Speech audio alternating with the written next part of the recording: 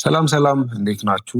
እኔ መምህር አንዋር እባላለሁ። የሂስትሪ መምህር ነኝ። አንድ በግል ሁለት በጋራ ያዘጋጀኋቸው የትምህርት መጽሐፍቶችም አሉ። ከዚህ በተጨማሪ በኢትዮጵያ ቴሌቪዥን በሚካሄደው የመጋቢያ ውድድር ላይ በሁለተኛው ሲዝን ይህ ፕሮጀክት ይዤ በመወዳደር ሶስተኛ ለመውጣት ችያለሁ። መምህር አንዋር አወል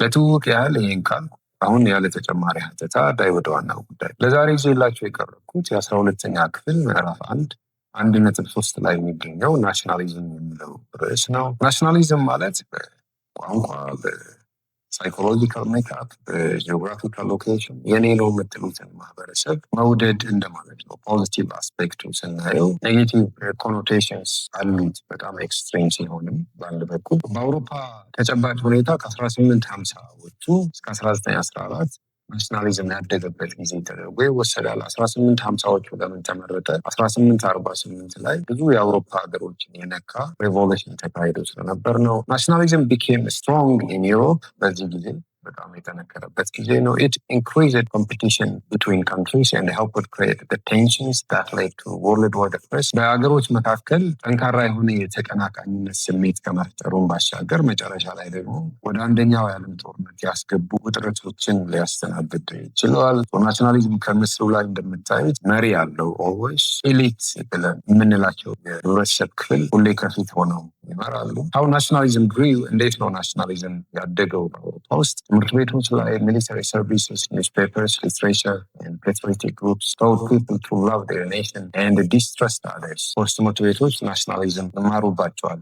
ቋሚ መማሪያ ናቸው ማለት ይቻላል። ዳስዋ የባንዲራ የብሔራዊ መዝሙር ፍቅርና ክብር ልጆች ተኮትኩተው የሚያድጉበት ነው። ሚሊተሪ ሰርቪስ ወታደር ቤት ነው። የኢንዶክትሪኔሽን ስራ ይሰራል። እሱም ለናሽናሊዝም እድገት ትልቅ አስተዋጽኦ አለው። ኒውስፔፐርስ ጋዜጦች፣ እንዲሁም ሊትሬቸር ፔትሪዮቲክ ግሩፕስ ለምሳሌ በአውሮፓ ያንግ ኢተሊ የሚባሉ ሰዎች የኔ ለሚሉት አካባቢ ትልቅ አስተዋጽኦ እንዲያደርጉ እስከ መስዋዕትነት የደረሰ ሌሎችን ደግሞ እንዳያምኑ የተለያዩ ቅስቀሳዎች ይደረጉ ነበረ። ቢግ ኢቨንትስ ላይክ ዩኒፊኬሽን ኦፍ Italy and Germany and colonial victories also strengthened the national pride. ትልልቅ ክስተቶች ነበሩ በ1870ዎቹ የጣሊያንና የጀርመን መዋሃድ ነገር እንዳለ ሆኖ ቅኝ ግዛት ደግሞ የክብርና የኩራት መለኪያ ሆነ አዝማሚያ ያሳየበት ጊዜ ነው። ሶሻል ዳርዊኒዝም ዳርዊንን በጣም የሚታወቅ እንግሊዛዊ ሳይንቲስት ነው። እሱ አንድ ሀሳብ አለው ሰርቫይቫል ኦፍ ዘ ፊተስት እና እሱ ሚስሊዲንግ በሆነ ሁኔታ እዚያ አምጥተው ተረጎሙት። ምንድነው የሚለው? This idea wrongly taught that nations were in a constant struggle for survival and that the strongest should dominate. ጠንካራ የሆነ ሀገር ሁሌም ቢሆን የበላይ፣ ደካማ የሆነው ሀገር ደግሞ መዋጡ መውደቁ አይቀርም ብለው አስተማሯቸው። It made war seem natural and unavoidable.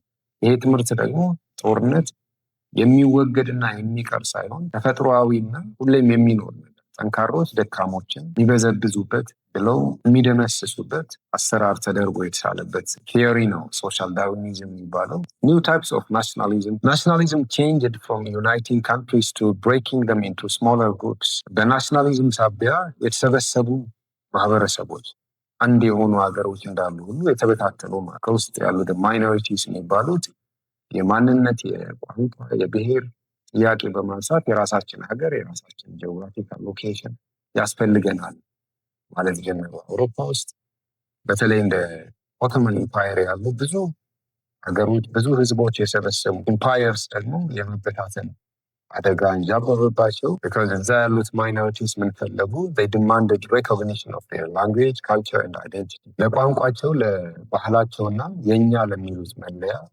እውቅና እንዲሰጣቸው ከመፈለጋቸው የተነሳ ከትልልቅ ኢምፓየሮችን ጭምር እየወጡ መታገል ጀመሩ። ፖለቲካል ፕሮብለምስ ናሽናል ኮስችንስ ቢኬም ሜጀር ኢሹስ ኢን multinational states like Austria-Hungary, Russia, Britain with Irish conflict. እነዚህ ሀገሮች ላይ የብሔራዊ ጥያቄዎች መነሳት ጀመሩ። አውስትሪያ-ሃንጋሪ፣ ራሽያ፣ ብሪቴን ደግሞ በአይሪሽ ጉዳይ ላይ ጥያቄዎች ማንሳት ጀመሩ። ራሳችን ሀገር እንፈልጋለን፣ ከእናንተ መነጠል እንፈልጋለን የሚሉ ጥያቄዎች ከየአቅጣጫው መምጣት ጀመሩ።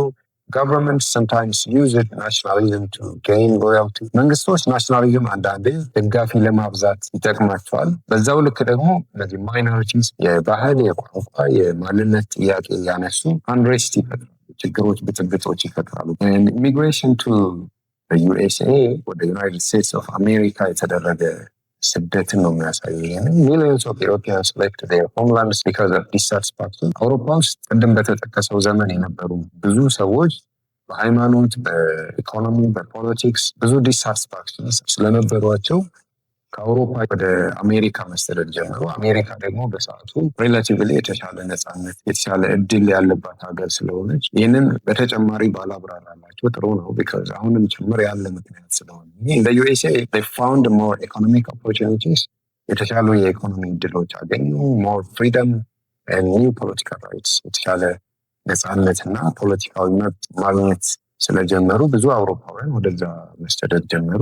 ይህም የአሜሪካ ናሽናሊዝም ላይ የራሱ የሆነ አሻራ አለው እንደማለት ነው። 1.3 ላይ የተቀመጠው የናሽናሊዝም ቶፒክ የፈጠነ ሌክቸር ስሰጣችሁ ይህንን ይመስላል። ስለተከታተላችሁ እናመሰግናለን። በቀጣይ በሌላ ርዕስ እንገናኛለን። እስከዛው ሰብስክራይብ፣ ላይክ እና ሼር ማድረግን አትርሱ። ደህና ሁኑ። ቻው።